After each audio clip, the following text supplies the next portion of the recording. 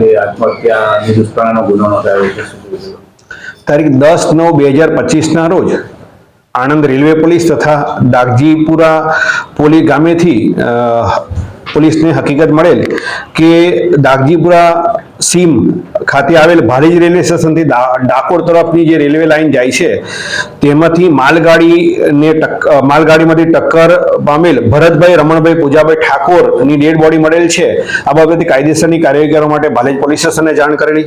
આ બાબતે મરણ જનાર ભરતભાઈ રમણભાઈ પૂજાભાઈ ઠાકોરના પિતાશ્રીની આ બાબતે એડીની જાહેરાત લઈ અને મેડિકલ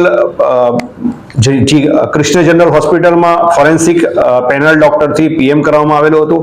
ત્યારબાદ આ બનાવ કેવી રીતે બનેલો છે તે બાબતે હકીકત મેળવતા તપાસ દરમિયાન હકીકત એવી જણાઈ આવેલ અને મરણ જનારના સગાભાઈ રાજેશભાઈ રમણભાઈ ઠાકોરે એવી હકીકત જણાવેલી કે મરણ જનાર ભરતભાઈ રમણભાઈ પૂજાભાઈ ઠાકોરની પત્ની સાથે દાગજીપુરા ગામમાં રહેતા વિરલભાઈ પ્રભાતભાઈ ઠાકોરના આડા સંબંધ હોય।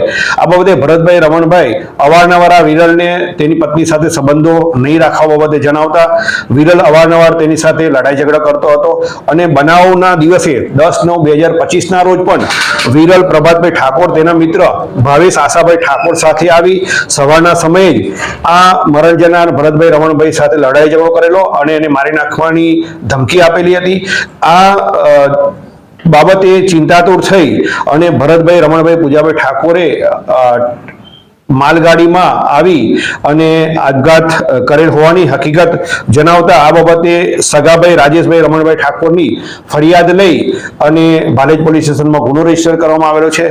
આ ગુનાની ગંભીરતા સમજી આ ગુનામાં સંડોવાયેલા બંને આરોપીઓને પકડવામાં અલગ અલગ ટીમો બનાવી અને તપાસ તજવીજ હાથ ધરેલ છે।